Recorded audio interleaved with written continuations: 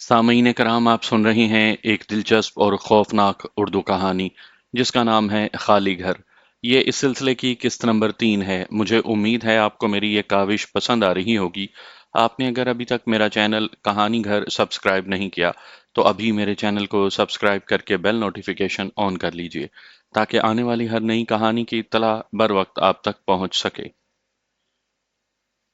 अकबर को जब कुछ इत्मीनान हुआ, हवाइयां उड़ते चेहरे पर थोड़ी सी खुशी लहराई। अब वो पलटकर दरवाजे की तरफ बढ़ा, दरवाजा बंद किया। दरवाजे को लॉक करने से पहले उसने एक नजर नीलम को देखा। वो अपनी जगह पर थी। तब उसने दरवाजा लॉक कर दिया और मुस्कुराता हुआ वापस नीलम की तरफ बढ़ा। आगे बढ़ते हुए उसने अपनी कलाई पर बंधी घड़ी पर नजर डाली। 3 बज रहे थे। रात का आखिरी पहर था। ठिठुरती सर्द रात अब आखिरी दमों पर थी। अकबर को इस सुनहरी रात के ज़ाया होने का बड़ा दुख था। ऐसी रातें जिंदगी में बार बार कहाँ आती हैं। ऐसी रातों के लड़के ख्वाब देखा करते हैं। शादी की पहली रात किस कदर सहर अंगेज होती है। ये रात बड़े इंतजार के बाद आती है। कदम कदम पर दिल धड़कता है, हर आहट पर दिल उछलता है। आंखें बंद हो जाती हैं, तब कान आंखें बन जाते हैं, जो देखते भी हैं और सुनते भी। गोया सारे हवास समात में सिमट आते हैं। हर आवाज पर दिल की धड़कन तेज हो जाती है। हर आवाज में उनकी खुशबू आती है। आज वही रात थी जो जिंदगी के जंग आलूद तालों को खोलती है, दिल की कलियां खिलाती है। मोहब्बत की फुहार पड़ती है तो हर तरफ खुशियां ही खुशियां रक्सां होती हैं।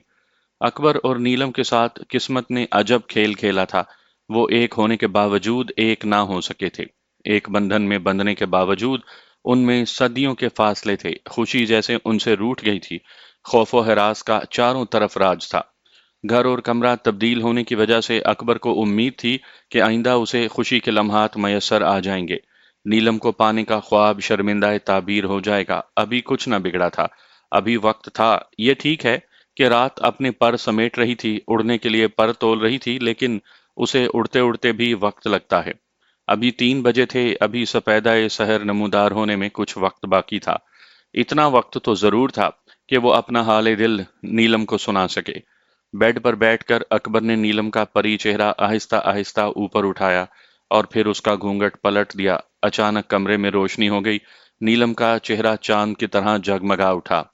अकबर उसके मलकूती हुस्न में खो सा गया। उसके मुंह से बे इख्तियार निकला, माशा अल्लाह। नीलम ने शर्मा कर अपने चांद चेहरे को बाजू के हिसार में छुपा लिया। नीलम के बदन में हल्की हल्की लर्जिश थी। नीलम, तुम इस कदर हसीन क्यों हो? अकबर ने बड़े वालिहाना अंदाज में कहा। ये हुस्न तुमने कहाँ से पाया? तुम तो इस दुनिया की लगती ही नहीं। ऐसा मालूम होता है कि जैसे कोह काफ से आई हो, मेरे लिए उतरी हो, मेरी नीलम परी। ये कहकर अकबर ने उसका रेशमी हाथ अपने हाथ में ले लिया। मैं इतनी खूबसूरत कहाँ? नीलम ने अपने याकूती लब खोले। उसकी आवाज में बड़ा सहर था। आपको शायद किसी ने बहका दिया है। मुझे किसी ने नहीं बहकाया। मुझे तुम्हारे हुस्न ने बहका दिया है। मैंने तुम्हारे कितने ख्वाब देखे, तुम्हें पाने की कैसी कैसी आरजुएं की हैं। तुम क्या जानो, मैं तुम्हें पाने की खुशी में हजारों मील का सफर करके आया हूँ। इस पत्थर वक्त को जो किसी तरह आगे खिसकता ही ना था, किस तरह गुजारा है तुम क्या जानो। अकबर के लहजे की सच्चाई उसके दिल पर असर कर रही थी। नीलम ने अपनी भारी पलकों की झालर को धीरे से उठाया और अपनी हीरे की तरह जगमगाती आंखों से अकबर को देखा। बहुत पसंद करते हैं मुझे? पसंद नहीं, इश्क कहो इश्क। मैं मरता हूं तुम पर, तुम्हारे लिए जान दे सकता हूं। उसकी वारिफ्तगी बरकरार थी। अभी तो इब्तदा है, नीलम ने मुस्कुराकर कहा। अभी तो मरने जीने की बातें ना करें। ये इब्तदा है तो मैं इंतहा कर दूंगा। तुम्हें इतना चाहूंगा कि लोग नजीरें देंगे। फिर अकबर को ख्याल आया कि उसने अभी तक नीलम को मुंह दिखाई तो दी ही नहीं। उसने अपने कोट की जेब से वो जगमगाती अंगूठी निकाली और बोला, नीलम, तुम्हारे हुस्न का खराज, प्यार का पहला तोहफा। इसे कबूल करो। लाओ अपना सीधा हाथ लाओ। इसे मैं तुम्हारी उंगली में पहना दूं। नीलम ने जगमगाती अंगूठी पर नजर डालते हुए अपना सीधा हाथ उसके हाथ में दे दिया। लीजिए। अभी अकबर ने वो जगमगाती अंगूठी उसकी उंगली में पहनाई ही थी कि वो अकबर के हाथ पर गिरी। वो एक मोटी सी काली सी खौफनाक छिपकली थी। अकबर ने फौरन अपना हाथ झटक दिया। नीलम चीख मार कर खड़ी हो गई और फिर बेड से जमीन पर कूद गई। उनकी उंगली से अंगूठी निकलकर दूर जा गिरी।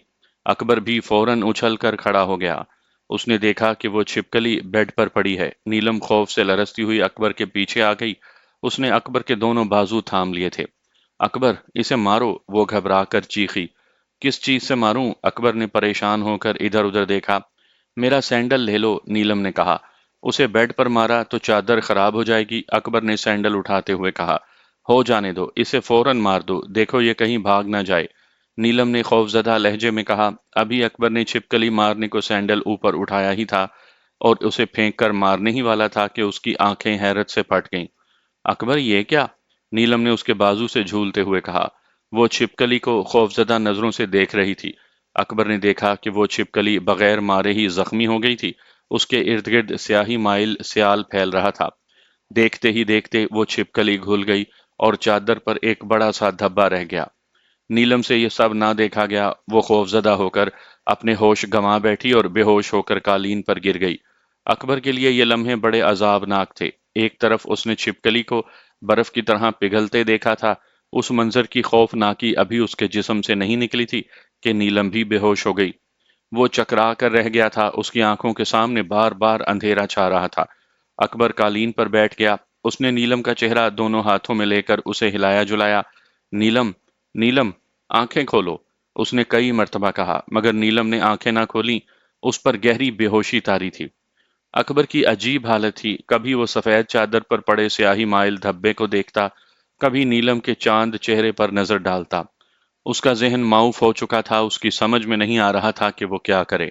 جو خواب اس کی آنکھوں میں جاگے تھے وہ اب سسک رہے تھے، ایک ایک کر کے مرتے جا رہے تھے۔ اب سے کچھ دیر پہلے اس کمرے کا کس قدر رومانی ماحول تھا۔ اکبر اور نیلم کس قدر خوش تھے۔ وہ ان خواب بھرے لمحوں کے ابدی ہونے کی تمنا کر رہے تھے کہ خوشیوں کے کسی دشمن نے ایک لمحے میں ان سے سب کچھ چھین لیا۔ اب اس کمرے میں گنگناتی فضا کے بجائے خوف رہ گیا تھا، لرزتے ہاتھ رہ گئے تھے اور شکستہ اعصاب رہ گئے تھے۔ ایک عذاب تھا جو اکبر کے دماغ پر ہتھوڑے برسا رہا تھا۔ کوئی مکڑی کا جالا تھا جس میں اکبر کے حواسوں کو جکڑا جا رہا تھا۔ وہ کون تھا؟ ایسا کیوں کر رہا تھا؟ یہ کسی کو معلوم نہیں تھا۔ اب اکبر کے لیے کوئی چارہ نہیں تھا کہ وہ اٹھے اور اپنی حسرتوں پر آنسو بہا کر سو جائے۔ اس کا مقدر سو گیا تھا، وہ کس طرح جاگتا؟ وہ اٹھا، شکستہ قدموں سے چل کر اس نے دروازہ کھولا۔ یہ دروازہ تو اس نے کھولنا ہی تھا، آخر وہ کب تک اس کمرے میں بند رہتا؟ لیکن یہ دروازہ وہ اس وقت کھولتا جب اس کے دل کا دروازہ کھل جاتا۔ کلیاں چٹکتی، گلوں کی خوشبو فضا میں مہکتی، سورج کی کرنیں ان مدہوش سوتے لوگوں کے چہرے گدگداتی، تب وہ مسکرا کر اٹھتا اور دروازہ کھول کر باہر نکل جاتا، لیکن ایسا نہ ہو سکا۔ وہ من میں لیے اپنی حسرتوں پر آنسو بہاتا باہر نکلا۔ باہر نکل کر اس نے ایک بند دروازہ کھٹکھٹایا۔ اسے نہیں معلوم تھا کہ اس کمرے میں کون سو رہا ہے، لیکن اسے یہ ضرور معلوم تھا کہ کوئی سو ضرور رہا ہے۔ فوراً ہی دروازہ کھل گیا۔ دروازے پر واجدہ نمودار ہوئیں، ان کے پیچھے صابرہ تھی۔ اکبر کو دروازے پر دیکھا تو دونوں کا دل دھک سے رہ گیا۔ انہوں نے قیاس کر لیا کہ پھر کچھ ہو گیا ہے۔ کیا ہوا؟ دونوں کے منہ سے بیک وقت نکلا۔ وہ نیلم بے ہوش ہو گئی ہے، اکبر نے بڑی آزردگی سے کہا۔ لیکن کیسے؟ کیا ہوا اسے؟ واجدہ نے پوچھا۔ چھت سے ایک چھپکلی میرے ہاتھ پر گری تھی، جانے وہ کیسی چھپکلی تھی، میرے ہاتھ سے اچھل کر بیڈ پر گئی اور ابھی میں اسے مارنے کی کوشش کر رہا تھا کہ وہ پانی بن کر بہہ گئی۔ وہ چند لمحوں میں گھل گئی، چادر پر ایک سیاہی مائل دھبا رہ گیا۔ نیلم اس منظر کو دیکھ کر بے ہوش ہو گئی۔ اکبر نے جلدی جلدی ساری رودات سنا دی۔ ہائے میرے اللہ! واجدہ نے اپنا دل تھام لیا۔ ارے فیاض کو اٹھاؤ، یہ کیا ہو رہا ہے؟ صابرہ نے فکر مند ہو کر کہا۔ جاؤ ذرا اپنے باپ کو بلاؤ۔ پھر تھوڑی دیر میں یہاں سے وہاں تک سب اٹھ گئے۔ نیلم کے والد بھی اٹھ گئے، فرقان ماموں کو بھی بلا لیا گیا، کچھ خواتین بھی اٹھ گئیں۔ بابر علی گہری نیند سو رہے تھے، انہیں نہ اٹھایا گیا۔ نیلم کے منہ پر ہلکے ہلکے پانی کے چھینٹے دیے گئے، اسے ہلایا جلایا گیا۔ تھوڑی دیر بعد اس نے آنکھیں کھول دیں۔ آنکھیں کھلیں تو اس نے خود کو اپنی ماں کی گود میں پایا۔ پھر ادھر ادھر نظریں گھمائیں تو کمرے میں بہت سے لوگوں کو پایا۔ وہ فوراً اٹھ کر بیٹھ گئی۔ لیٹی رہو بیٹی، واجدہ نے پھر اسے گود میں لٹانا چاہا۔ نہیں امی، میں ٹھیک ہوں۔ نیلم تو ہوش میں آ گئی، ٹھیک ہو گئی۔ پھر وہ چھپکلی موضوع بحث بن گئی۔ چھپکلی کا معمہ حل نہ ہو سکا۔ وہ کس قسم کی چھپکلی تھی؟ وہ کہاں سے آئی تھی؟ کس طرح اس کے ہاتھ پر گری؟ پھر چند لمحوں میں کیوں کر سیال مادے میں تبدیل ہو گئی؟ سب سوچتے رہے۔ اپنی اپنی کہتے رہے لیکن کسی نتیجے پر نہ پہنچ سکے۔ اس گفتگو کے دوران وہ باتیں بھی نیلم کے سامنے آ گئیں جو اب تک اس سے چھپی ہوئی تھیں، جو اس لیے اسے اب تک نہیں بتائی گئی تھیں کہ وہ ڈر جائے گی، دہشت زدہ ہو جائے گی۔ ٹرین سے اب تک کے واقعات جب نیلم کے سامنے آئے تو وہ واقعی خوف زدہ ہو گئی، اور وہ اپنی ماں کے قریب ہوتے ہوئے بولی، امی، مجھے اکیلا نہ چھوڑیں، میرے ساتھ رہیں۔ اذان کب کی ہو چکی تھی، ہر سو روشنی پھیلنے والی تھی، اب اسے چھوڑنے کا کیا جواز تھا بھلا؟ واجدہ کے کچھ کہنے سے پہلے صابرہ نے کہا، نہیں بیٹی، تم پریشان نہ ہو، میں تمہارے پاس ہوں۔ یہ اکبر کہاں ہیں؟ واجدہ کو اپنے داماد کی فکر ہوئی۔ وہ ماموں فرقان کے بستر میں گھسے ہوئے ہیں، راشدہ نے بتایا۔ ارے، ادھر فیاض کے کمرے میں لیٹ جاتے، واجدہ نے کہا، جاؤ بلا لاؤ۔ راشدہ میں اتنی ہمت نہیں تھی کہ وہ تنہا اس مکان سے اس مکان میں چلی جاتی۔ وہ بولی، خالہ، میں اکیلی جاؤں؟ ویسے وہ اب تک سو چکے ہوں گے، وہ نیند کے بہت کچے ہیں۔ تب واجدہ نے فیاض حسین کو ادھر بھیجا۔ وہ دوسرے مکان میں پہنچے تو اکبر واقعی ماموں فرقان کے بستر میں گھسا سو رہا تھا۔ ماموں فرقان نماز پڑھنے کے بعد وظیفہ پڑھ رہے تھے۔ فیاض نے بے خبر سوتے ہوئے اپنے داماد کو اٹھانا مناسب نہ خیال کیا۔ وہ خاموشی سے واپس آ گئے۔ اب نیلم کو بھی سخت قسم کی نیند آ رہی تھی۔ وہ جہاں بیٹھی تھی وہیں لیٹ گئی اور چند منٹوں میں ہی نیند کی آغوش میں چلی گئی۔ صابرہ اور واجدہ کو بھی پریشان ہوتے ہوئے پوری رات ہو گئی تھی۔ ان کی آنکھوں میں بھی نیند بھری ہوئی تھی۔ وہ دونوں بھی اسی کمرے میں نیلم کے ساتھ ہی لیٹ گئیں۔ نیلم قالین پر لیٹی تھی، اس نے سردی سے بچنے کے لیے کمبل اوڑھ لیا تھا، جبکہ صابرہ بیڈ پر لیٹ گئی تھی اور واجدہ نیلم کے برابر ہی سو گئی تھی۔ دروازہ بند نہیں تھا، تب وہ کھلے دروازے سے دبے پاؤں اندر آیا اور نیلم کے کمبل میں گھس گیا۔ نیلم بہت گہری نیند سو چکی تھی، اسے معلوم نہیں تھا کہ وہ خوفناک کالا بلّا اس کے خوبصورت مہندی لگے پیروں سے لپٹ کر سونے کی کوشش میں ہے۔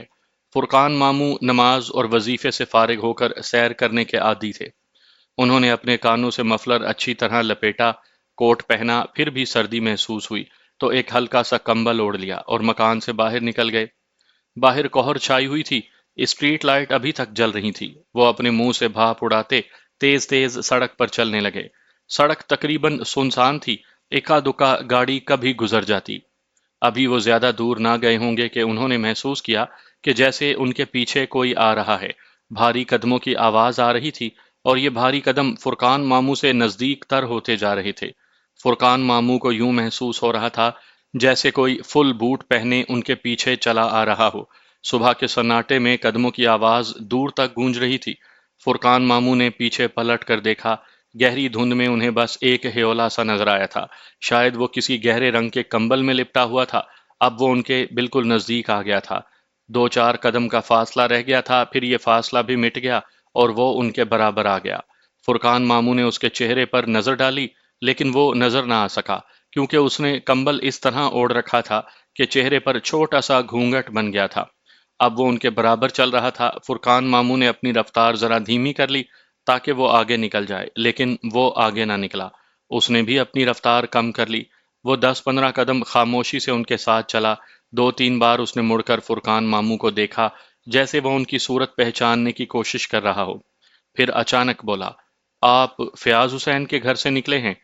میں فیاض کے گھر سے نہیں بلکہ ان کے برابر والے مکان سے نکلا ہوں، فرقان ماموں نے جواب دیا۔ ایک ہی بات ہے، اس شخص نے لاپرواہی سے کہا۔ بارات میں آئے ہوئے ہیں؟ جی ہاں، فرقان ماموں بولے۔ آپ لڑکے کے کون ہیں؟ سوال پوچھا گیا۔ میں لڑکے کا رشتے میں دادا لگتا ہوں، لیکن وہ مجھے ماموں کہتا ہے۔ اور وہ کیا، مجھے تو سبھی ماموں کہتے ہیں۔ آپ چاہیں تو آپ بھی ماموں کہہ لیں، ویسے میں اکبر کے باپ بابر کا سگا ماموں ہوں۔ ماموں فرقان نے ہنستے ہوئے اپنا تعارف کروایا۔ میں نے تو اپنا تعارف کروا دیا، اب آپ فرمائیں آپ کون ہیں؟ میں فیاض کا پڑوسی ہوں، میرا نام دلدار بٹ ہے۔ جس مکان میں بارات ٹھہری ہے میں اس مکان کے سامنے رہتا ہوں۔ آپ کو گھر سے نکلتے دیکھ کر میں بھی آپ کے پیچھے ہو لیا۔ آپ کو شاید میری طرح صبح سیر کرنے کی عادت ہے۔ جی ہاں، نماز پڑھ کر میں 1-2 میل پیدل چلنے کا عادی ہوں۔ فرقان ماموں نے سادگی سے کہا، آپ کراچی سے آئے ہیں؟ دلدار نے پھر سوال کیا۔ جی ہاں، فرقان ماموں نے جواب دیا۔ اس نے اپنا کمبل اب تھوڑا سا سر کے پیچھے کر لیا تھا۔ وہ گول چہرے کا ایک صحت مند شخص تھا۔ چہرے پر بھاری مونچھیں تھیں، ان مونچھوں نے اس کے چہرے کو باروب بنا دیا تھا۔ وہ ماموں فرقان سے ایسے ہی ادھر ادھر کے سوالات کیے جا رہا تھا۔ ماموں فرقان سمجھ رہے تھے کہ وہ ان سے کوئی ضروری خاص بات کرنا چاہتا ہے، لیکن شاید اسے اپنی بات کہنے کے لیے مناسب الفاظ نہیں مل رہے ہیں، یا پھر وہ اس تذبذب میں مبتلا ہے کہ وہ اپنی بات کہے یا نہ کہے۔ کچھ دیر وہ اسی طرح کے بے ضرر سے سوالات کرتا رہا، پھر بات کرتے کرتے اچانک خاموش ہو گیا۔ چند لمحے خاموش رہا، پھر اچانک بولا، مجھے آپ سے کچھ بات کرنا تھی۔ جی فرمائیں، ماموں فرقان نے اس کے چہرے کی طرف دیکھتے ہوئے کہا۔ آپ اس لڑکی کے بارے میں کچھ جانتے ہیں؟ دلدار بٹ نے براہ راست سوال کیا۔ کس لڑکی کے بارے میں پوچھ رہے ہیں؟ فرقان ماموں فوراً محتاط ہو گئے۔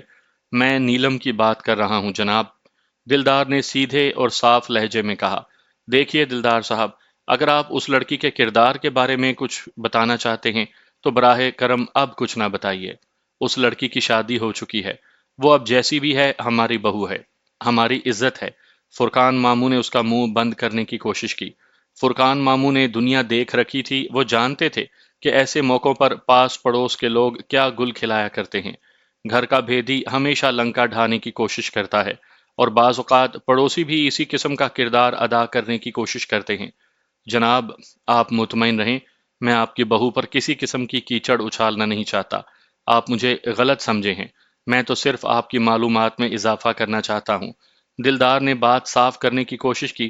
اچھا، کہیے کیا کہنا چاہتے ہیں؟ بالآخر ماموں فرقان سننے کے لیے تیار ہو گئے۔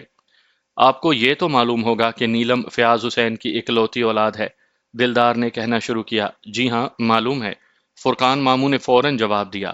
ان کی سمجھ میں نہیں آ رہا تھا کہ وہ چاہتا کیا ہے، لیکن آپ کو یہ معلوم نہیں ہوگا کہ دلدار بٹ نے فرقان ماموں کی معلومات میں اضافہ کرنے کے لیے جو بات کہی، وہ واقعی ان کی معلومات میں اضافہ ثابت ہوئی۔ فرقان ماموں وہ بات سن کر حیران رہ گئے، وہ بار بار یہی کہتے رہے کہ نہیں، یہ نہیں ہو سکتا، ایسا کیسے ہو سکتا ہے؟ خیر، وہ شخص جس کا نام دلدار بٹ تھا، ان کی معلومات میں اضافہ کر کے آگے بڑھ گیا۔ فرقان ماموں کافی آگے نکل آئے تھے، اب کچھ دھند چھٹ گئی تھی اور زرد زرد سی مریل سی دھوپ نکل آئی تھی۔ فرقان ماموں نے واپسی کے لیے قدم اٹھائے۔ جب وہ واپس گھر میں داخل ہوئے تو کچھ لوگ جاگ گئے تھے اور کچھ لوگ ابھی پڑے سو رہے تھے۔ اکبر بھی بے خبر سو رہا تھا۔ فرقان ماموں ایک خالی بستر دیکھ کر اس میں گھس گئے۔ باہر اچھی خاصی ٹھنڈ تھی، ان کے ہاتھ پاؤں ٹھنڈے ہو رہے تھے، جسم میں ہلکی سی کپ کپی تھی۔ انہوں نے اچھی طرح اپنے گرد لحاف لپیٹ لیا اور اس شخص کی باتوں پر غور کرنے لگے۔ اگر یہ سب سچ تھا تو بڑی حیرت کی بات ہے۔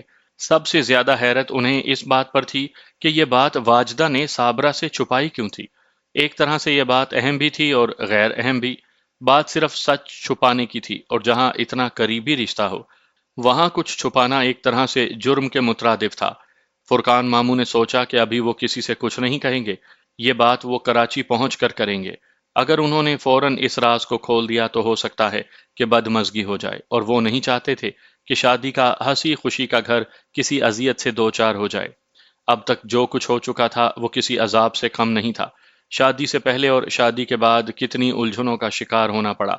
اکبر کے لیے یہ کتنی بد نصیبی کی بات تھی کہ اس کا نصیبہ کھلنے کے باوجود اس کے ہاتھ کچھ نہ آیا تھا۔ بالآخر وہ بیچارہ تھک ہار کر سو گیا۔ آج سپہر کو بارات کی واپسی تھی۔ فرقان ماموں دل ہی دل میں دعا کر رہے تھے کہ یہ سفر بخیر و عافیت تمام ہو جائے۔ اب خاصے باراتی جاگ چکے تھے، بابر علی بھی اٹھ چکے تھے۔ انہوں نے بستر سے نکل کر سب سے پہلے فرقان ماموں کے بستر کی طرف دیکھا۔ وہ ابھی تک سو رہے تھے۔ انہیں حیرت ہوئی، ماموں فرقان جو صبح اٹھنے کے عادی تھے، وہ خود اٹھ کر دوسروں کو اٹھانے کے عادی تھے، اب تک کیسے سوئے پڑے تھے؟ یہ اچھا موقع تھا ماموں فرقان پر سبقت لے جانے کا۔ انہوں نے آگے بڑھ کر ان کے منہ سے لحاف ہٹایا تو انہیں بڑی حیرت ہوئی، ماموں فرقان کے بستر میں ان کا اپنا بیٹا اکبر سو رہا تھا۔ ارے، یہ کیسے یہاں سو رہا ہے؟ اسے تو وہاں ہونا چاہیے تھا۔ انہوں نے سوچا، یہ یہاں سو رہا ہے، ماموں فرقان کہاں گئے؟ بھائی، یہ ماموں فرقان کہاں گئے؟ بابر علی نے کسی سے پوچھا۔ میں یہاں ہوں، ماموں فرقان نے بابر علی کی آواز سن کر فوراً اپنے منہ سے لحاف ہٹایا۔ ارے، آپ وہاں کہاں لیٹے ہیں؟ بابر علی نے ان کے بستر کی طرف بڑھتے ہوئے کہا۔ بھائی کیا کروں، تمہارے بیٹے نے میرے بستر پر قبضہ کر رکھا ہے، ماموں فرقان ہنستے ہوئے بولے۔ یہ یہاں کیوں ہے؟ بابر علی نے پوچھا۔ تو پھر یہ کیا کرے بیچارہ، کہاں جائے؟ ماموں فرقان نے بیٹھتے ہوئے کہا۔ کیا مطلب؟ میں سمجھا نہیں، بابر علی حیرت سے بولے۔ تم سمجھو گے بھی نہیں، رات بھر خراٹے جو بھرتے رہے ہو، ماموں فرقان نے ہنستے ہوئے کہا۔ ادھر آ جاؤ میرے پاس، تمہیں رات کی ساری کہانی سناتا ہوں۔ رات کو اس قدر ہنگامہ ہوا تھا کہ سبھی جاگ گئے تھے، ایک نہیں جاگے تھے تو بابر علی۔ یہ بڑی گہری نیند سونے کے عادی تھے۔ سونے کے بعد ان کے سر پر دھماکے بھی ہوتے رہیں تو اس کی وہ پرواہ تک نہیں کرتے تھے۔ ان کی عجیب عادت تھی، سونے کے بعد اگر انہیں کچی نیند میں جگا دیا جائے تو ان کے سر میں فوراً شدید قسم کا درد ہو جاتا تھا۔ رات کو جب نیلم بے ہوش ہوئی تھی تو صابرہ نے چاہا تھا کہ بابر علی کو اٹھا لیا جائے، لیکن ماموں فرقان کیونکہ بابر کی عادت سے واقف تھے، اس لیے انہوں نے اسے اٹھانے سے منع کر دیا تھا۔ جب رات بھر کی روداد ماموں فرقان سے بابر علی نے سنی تو وہ فکر مند ہو گئے، لیکن حالات اور واقعات ایسے تھے کہ اس میں کوئی کچھ نہیں کر سکتا تھا، اور جو کر سکتا تھا وہ ابھی تک نیلم کے قدموں میں پڑا تھا۔ نیلم گہری نیند سو رہی تھی، وہ پوری رات کی جاگی ہوئی، پھر پے در پے واقعات نے اسے ہلا کر رکھ دیا۔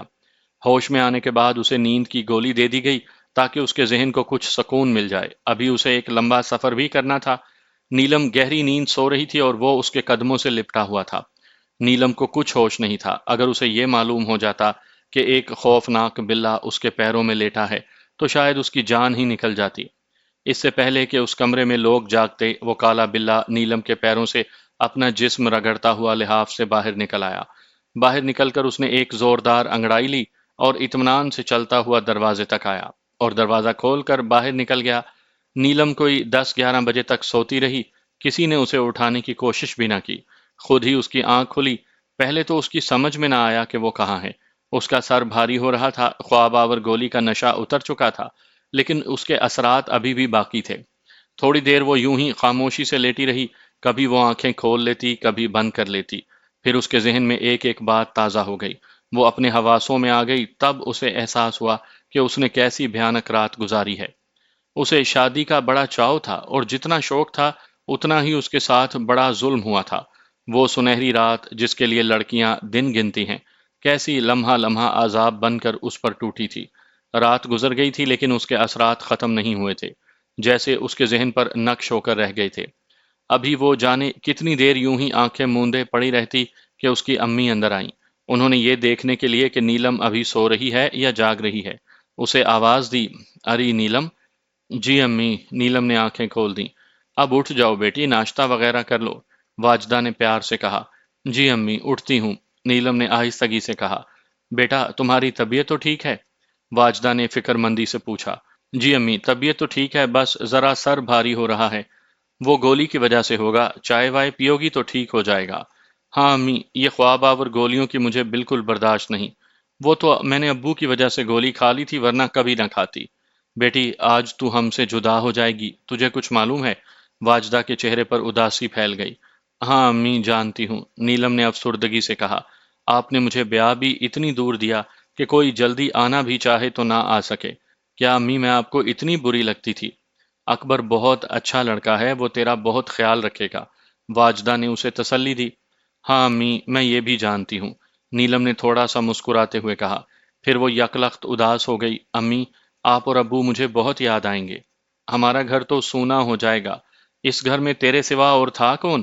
اب اس گھر میں وہ ہوں گے اور میں ہوں گی، اور وہ بھی کہاں ہوں گے، وہ تو دن بھر کاروبار میں مصروف ہوں گے، میں اکیلی ہی گھر پر ادھر سے ادھر گھومتی پھروں گی۔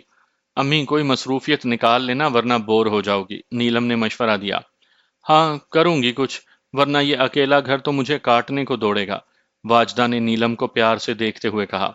تم اپنا خیال رکھنا، مجھ سے فون پر دوسرے تیسرے روز بات کر لیا کرنا، میں بھی تمہیں فون کر لیا کروں گی۔ ہم نے بہت سوچ سمجھ کر تمہیں اتنی دور بھیجنے کا فیصلہ کیا ہے۔ مجھے پوری امید ہے کہ تم وہاں پر خوش رہو گی اور وہ گھر تمہارے لیے اجنبی نہیں ہے، وہاں تم کئی مرتبہ رہ آئی ہو۔ اکبر تمہارا دیکھا بھالا لڑکا ہے، وہ تم سے شادی کرنے کا شدید خواہش مند تھا، وہ تمہیں ہر قیمت پر خوش رکھے گا، لیکن اتنا یاد رکھنا کہ اسے تمہارے بارے میں کچھ معلوم نہیں ہے۔ اس سلسلے میں ہر ممکن طور پر اپنی زبان بند رکھنا، ورنہ پیچیدگیاں بڑھ جائیں گی۔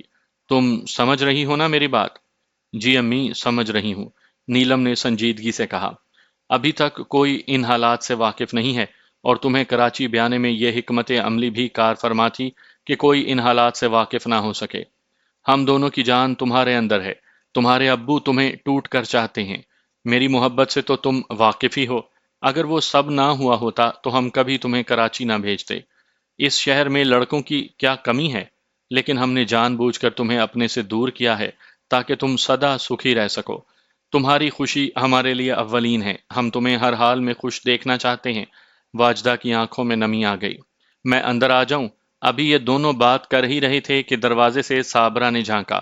ہاں خالہ، آ جائیں، نیلم نے بڑے احترام اور بڑی محبت سے کہا۔ بھائی کوئی پرائیویٹ بات تو نہیں ہو رہی تھی؟ صابرہ نے چھیڑا۔ جی ہاں، بڑی خاص پرائیویٹ قسم کی بات ہو رہی تھی، نیلم نے ہنس کر کہا۔ تو پھر میں واپس لوٹ جاؤں؟ صابرہ نے نیلم کو دیکھتے ہوئے کہا۔ ارے خالہ، کمال کرتی ہیں آپ بھی۔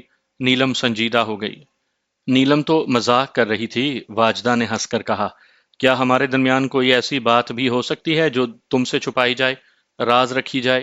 ہاں ہو سکتی ہے، ماں بیٹیوں میں ہزار باتیں ایسی ہو سکتی ہیں جو چھپائی جائیں۔ یہاں چھپانے کو کچھ نہیں ہے۔ ایک نیلم تھی جسے اب تک اپنے کلیجے میں چھپائے رکھا تھا، تم سے یہ بھی نہ دیکھا گیا، آخر ہم سے چھین کر لے چلی نا اپنے ساتھ۔ واجدہ نے بات کا رخ بڑی خوبصورتی سے موڑ دیا۔ تم نے اپنے کلیجے میں چھپائے رکھا نا، ہم اسے کراچی لے جا کر اپنے دل میں چھپا کر رکھیں گے۔ تم کیا سمجھتی ہو ایک تم ہی محبت کرنے والی پیدا ہوئی ہو اس دنیا میں؟ صابرہ نے ہنس کر کہا۔ سن لیا نیلم تو نے، یہی بات میں تجھ سے کہہ رہی تھی کہ میری بہن تجھے اپنے دل میں چھپا کے رکھے گی۔ یہ پریشان ہو رہی تھی کیا؟ صابرہ نے پوچھا۔ نہیں، پریشان تو نہیں تھی، بلکہ یہ کہہ رہی تھی کہ اتنی دور مجھے کیوں بیاہ دیا، آپ سے ملنے میں بھی دشواری ہوگی، واجدہ نے بتایا۔ واہ نیلم، تو نے خوب فکر کی، صابرہ نے نیلم کے سر پر ہاتھ رکھتے ہوئے کہا۔ جب تمہارا جی چاہے لاہور آ جانا۔ لاہور امریکہ میں تو نہیں ہے، لاہور پاکستان میں ہی ہے، جہاز گھنٹے سوا گھنٹے میں تمہیں یہاں پہنچا دیا کرے گا۔ کچھ دیر اسی طرح کی اور باتیں ہوتی رہیں، پھر نیلم منہ ہاتھ دھونے کے لیے اٹھ گئی۔ ناشتہ تیار تھا، جو لوگ باقی رہ گئے تھے ان کے ساتھ نیلم نے ناشتہ کیا۔ باقی رہنے والوں میں اکبر بھی تھا۔ اکبر کی موجودگی میں نیلم کو ناشتہ کرتے ہوئے جھجک محسوس ہو رہی تھی۔ وہ اٹھ کر تو جا نہیں سکتی تھی، خاموشی سے سر جھکائے ناشتہ کرتی رہی۔ دوپہر کے کھانے کے بعد بارات نے اپنا سامان باندھنا شروع کیا۔ پھر وہ گھڑی بھی آ پہنچی جب والدین کے لیے متضاد جذبات لے کر آتی ہے۔ بیٹی جب گھر سے رخصت ہوتی ہے تو ایک طرف والدین کو اپنے فرض سے سبکدوشی کی خوشی ہوتی ہے، دوسری طرف انہیں اپنے لخت جگر سے دور ہونے کا غم کسی عذاب سے کم محسوس نہیں ہوتا۔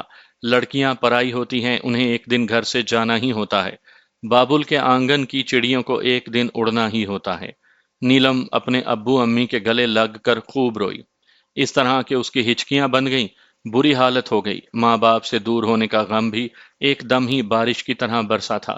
وہ بہت دور جا رہی تھی، یہ احساس شدت سے اس کی روح کی گہرائیوں میں اتر گیا تھا۔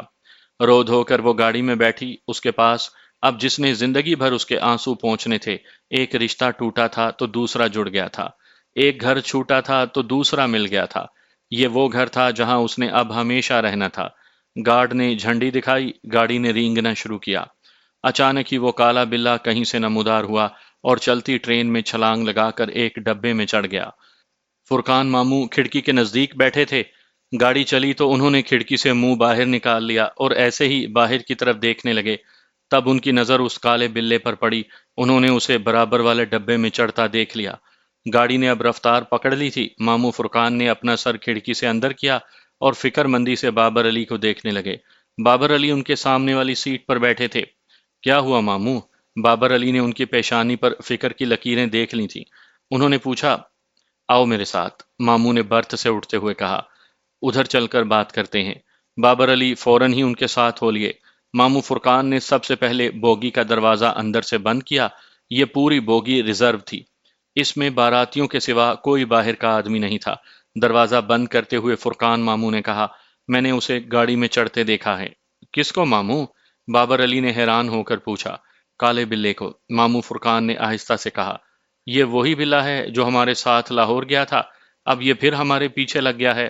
بوگی کی ساری کھڑکیاں اور دروازے بند کر دو تاکہ وہ بلا اس بوگی میں نہ آ سکے، اور یہ بات کسی کو بتانی بھی نہیں ہے۔ میں اسی لیے تمہیں اپنے ساتھ اٹھا کر لایا ہوں۔ کھڑکیاں دروازے تو خیر بند کر دیے گئے، لیکن بوگی کے درمیان کے دروازے جو ایک بوگی کو دوسرے سے ملاتے ہیں اور جن سے بیرے اور ٹکٹ چیکر وغیرہ گزرتے رہتے ہیں، انہیں بند کرنا آسان نہیں تھا۔ ان دروازوں پر نظر رکھنے کے لیے ضروری تھا کہ وہاں کوئی آدمی مستقل بیٹھے، اور یہ نگرانی کا کام لڑکے ہی اچھی طرح کر سکتے تھے۔ لہٰذا اب ضروری ہو گیا کہ خاندان کے 2-3 لڑکوں کو اعتماد میں لے کر انہیں کالے بلے کی نگرانی پر مامور کر دیا جائے۔ فرقان ماموں نے 2-3 لڑکوں کو منتخب کر کے انہیں صورتحال سے آگاہ کیا، انہیں یہ بھی بتا دیا کہ یہ کام بڑی رازداری سے کرنا ہے۔ باراتیوں کو، بالخصوص خواتین کو، یہ بات ہرگز نہیں بتانی کہ وہ خبیث بلا پھر ہمارا شریک سفر ہے، خواہ مخواہ بوگی میں خوف و ہراس پھیل جائے گا، اتنا لمبا سفر ہے، ابھی سے عذاب بن جائے گا۔ فرقان ماموں کی خفیہ فورس نے کام کرنا شروع کر دیا۔ ماموں فرقان اور بابر علی بھی بوگی کے ایک سرے سے دوسرے سرے تک چکر لگا لیتے تھے۔ نگرانی ٹھیک طرح سے جاری تھی۔ شام ڈھلنے لگی، پھر رات آئی۔ یہ ایک اچھی خاصی سرد رات تھی۔ گاڑی میں غیر معمولی سردی تھی۔ کھڑکیاں، دروازے بند ہونے کے باوجود یوں محسوس ہوتا تھا جیسے بوگی میں برف بھری ہو۔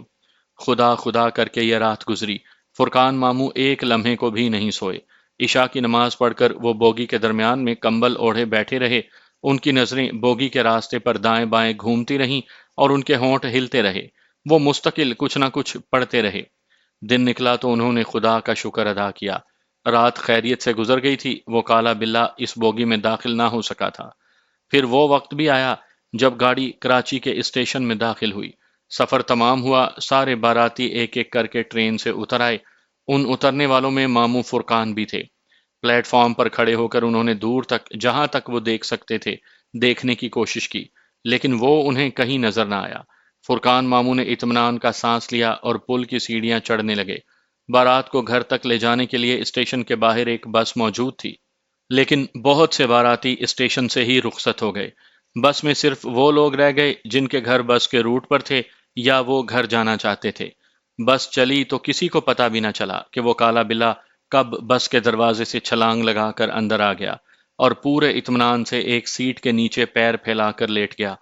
فرقان ماموں پہلے آگے بیٹھے تھے، پھر جانے کیا سوچ کر وہ پیچھے اٹھائے اور اسی سیٹ پر بیٹھ گئے جس کے نیچے بلہ لیٹا تھا۔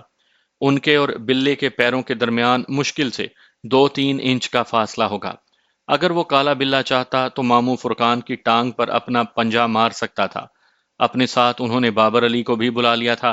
اب وہ دونوں پیچھے بیٹھے سفر بخیر و خوبی ختم ہونے پر خدا کا شکر ادا کر رہے تھے، اور نیچے وہ کالا بلہ لیٹا ہوا بار بار اپنی دم کو بس کے فرش پر مار رہا تھا، جیسے تنبیہ کر رہا ہو کہ یہ سفر ابھی شروع ہوا ہے۔ چلو، اس بلے سے تو جان چھٹی، ماموں فرقان نے اطمینان کا سانس لے کر کہا۔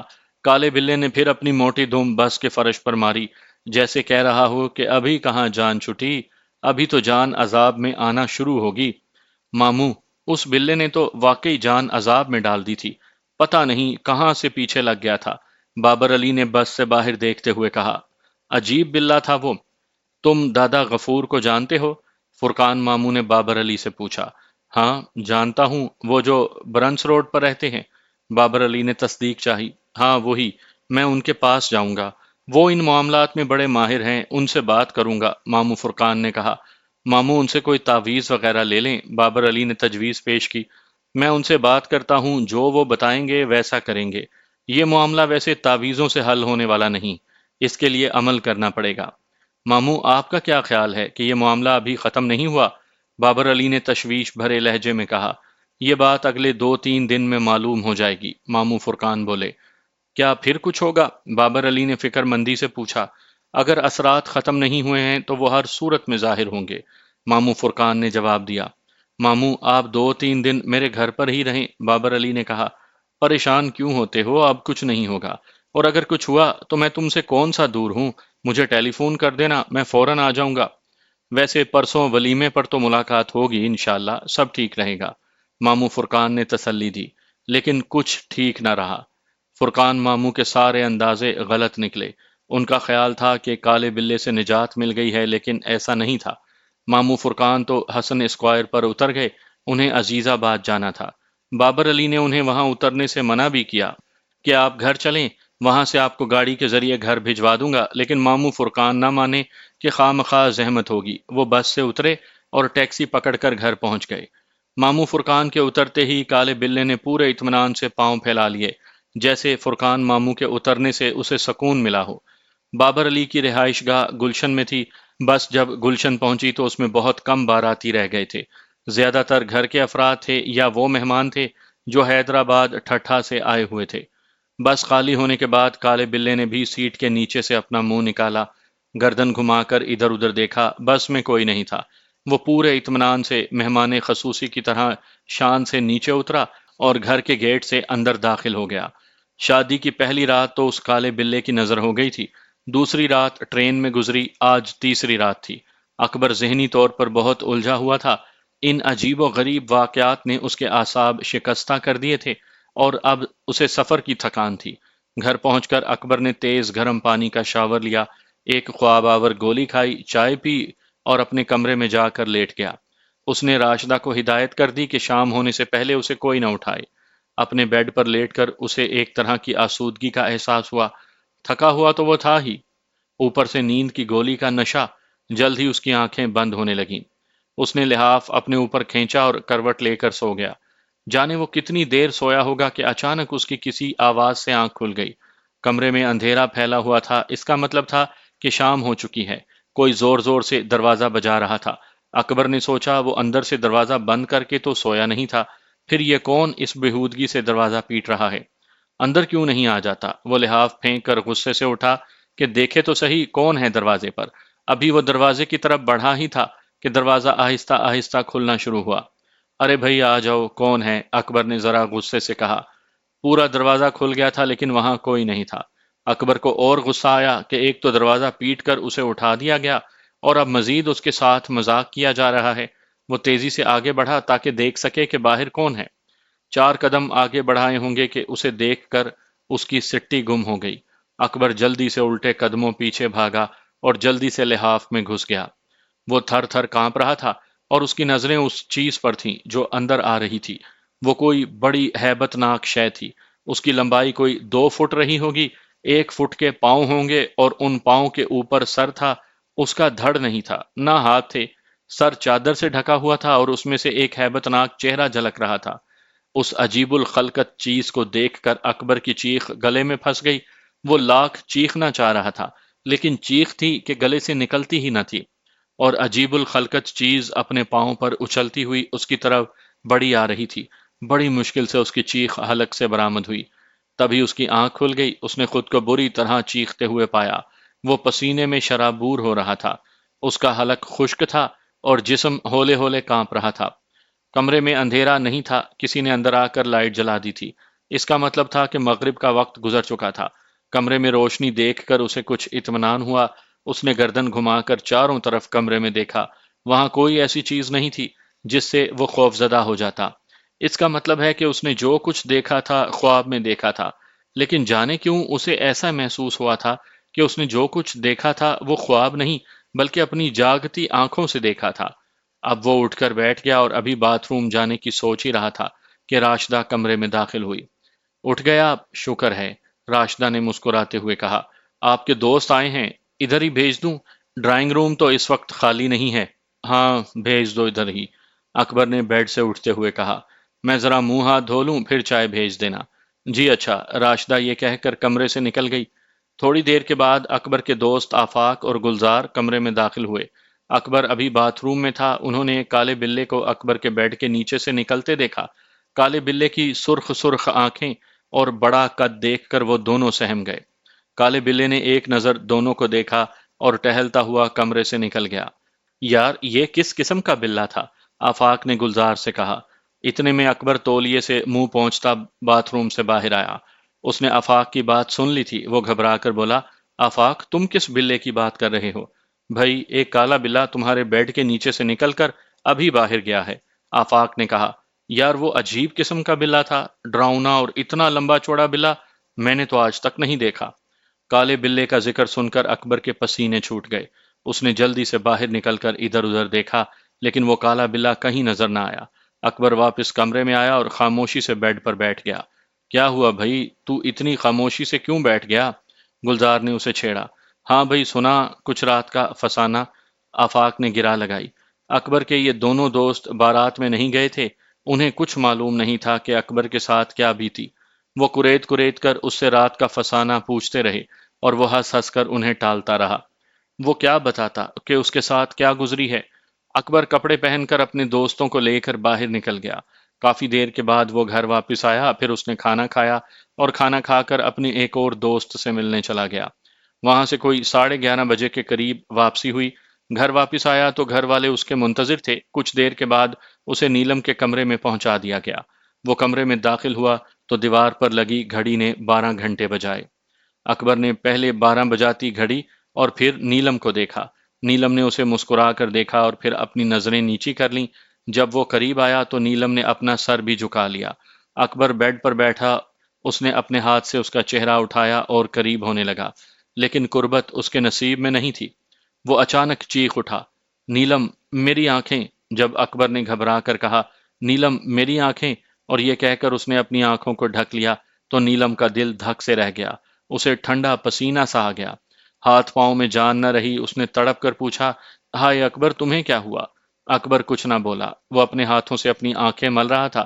تب نیلم نے اس کا ہاتھ پکڑ لیا اور اس سے کہا، اکبر ہاتھ تو ہٹائیں۔ اکبر نے اپنے ہاتھوں پر نیلم کے نرم ملائم ریشم سی انگلیوں کا لمس محسوس کیا۔ چند ثانیے کو اسے سکون ملا۔ اس نے اپنا ہاتھ آنکھوں سے ہٹا لیا، آنکھیں کھول کر نیلم کی طرف دیکھنا چاہا لیکن دیکھ نہ سکا۔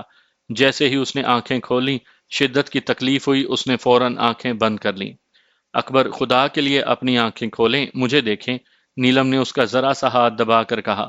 کوئی اور وقت ہوتا تو اکبر نیلم کے اس جملے پر قربان ہو جاتا، اسے اس طرح دیکھتا کہ پھر اسے دید کی حسرت نہ رہتی، لیکن اس وقت تو وہ بڑی مشکل میں تھا۔ اس نے پھر تھوڑی سی آنکھیں کھولنا چاہیں لیکن آنکھوں کے چراغ جل نہ سکے۔ روشنی کے باوجود ہر طرف دھند سی چھائی رہی۔ نیلم آنکھیں نہیں کھل رہیں۔ اکبر نے ایک کرب کے عالم میں کہا، ہوا کیا ہے؟ نیلم نے فکر مندی سے پوچھا۔ آنکھوں میں شدید مرچیں لگ رہی ہیں۔ ابھی تو آپ ٹھیک تھے۔ ہاں ابھی تو میں ٹھیک تھا، اکبر نے کہا۔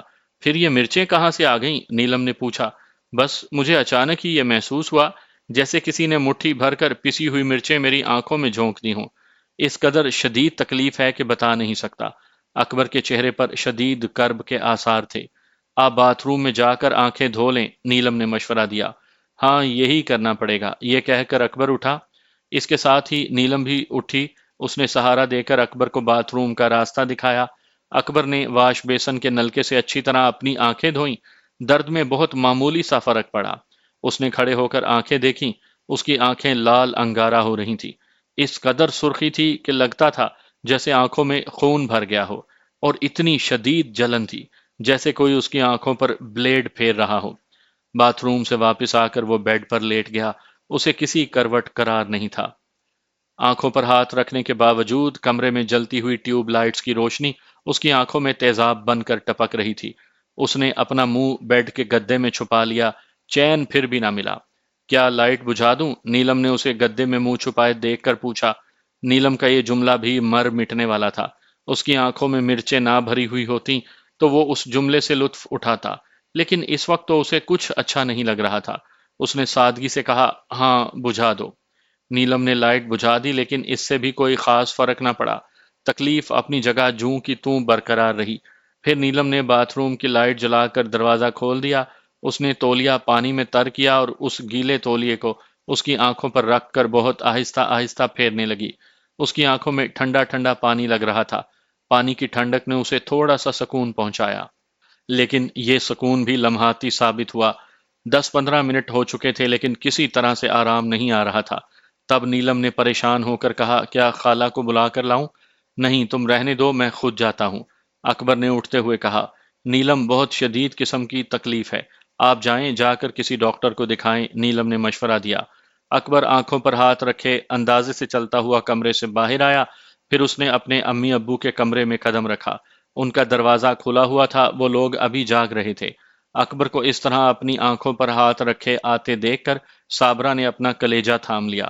یا اللہ خیر، ان کے منہ سے نکلا۔ ابو میری آنکھیں دیکھیں، اکبر نے کہا۔ کیا ہوا تمہاری آنکھوں کو؟ بابر علی لپک کر اس کی طرف بڑھے۔ انہوں نے جلدی سے اسے اپنے بیڈ پر بٹھایا۔ صابرہ نے اکبر کا ہاتھ ہٹا کر اس کی ایک آنکھ کھول کر دیکھا۔ ارے یہ تمہاری آنکھوں کو کیا ہوا؟ ایک دم لال انگارہ ہو رہی ہیں۔ امی بس اچانک ہی ایسا ہوا، مجھے یوں لگا جیسے کسی نے ڈھیر ساری پسی ہوئی مرچیں میری آنکھوں میں جھونک دی ہوں۔ اپنی آنکھیں دھو لو، بابر علی نے کہا۔ ابو بہت اچھی طرح دھو لی ہیں، گیلے تولیے سے بھی مسلسل رگڑی ہیں لیکن کوئی فرق نہیں پڑا۔ اکبر نے اپنی آنکھوں پر ہاتھ رکھتے ہوئے کہا، سنیں صابرہ بابر علی سے مخاطب ہوئی، اسے ہسپتال لے جائیں۔ اچھا ٹھیک ہے، یہ کہہ کر بابر علی نے جلدی جلدی کپڑے تبدیل کیے، گاڑی نکالی اور اکبر کو بٹھا کر اپنے علاقے کے ایک اچھے ہسپتال میں لے گئے۔ وہاں ڈاکٹر نے اس کی آنکھوں کا معائنہ کیا، آنکھوں کو اچھی طرح دھو کر ایک ٹیوب سے مرہم لگا دیا، کھانے کو کچھ دوائیں لکھ کر دیں، لگانے کو 2 قسم کے ٹیوب تجویز کر دیں۔ بابر علی کے دریافت کرنے پر کہ یہ معاملہ کیا ہے، اچانک آنکھوں کا یہ حال کیسے ہو گیا، تو ڈاکٹر نے بتایا یہ ایک طرح کی الرجی ہے، فکر کی کوئی بات نہیں، 1 2 دن میں آنکھیں ٹھیک ہو جائیں گی۔ لیکن اکبر کی آنکھیں 1 2 دن میں ٹھیک نہ ہوئیں، البتہ تکلیف کچھ کم ہو گئی، لیکن بالکل ختم نہ ہوئی۔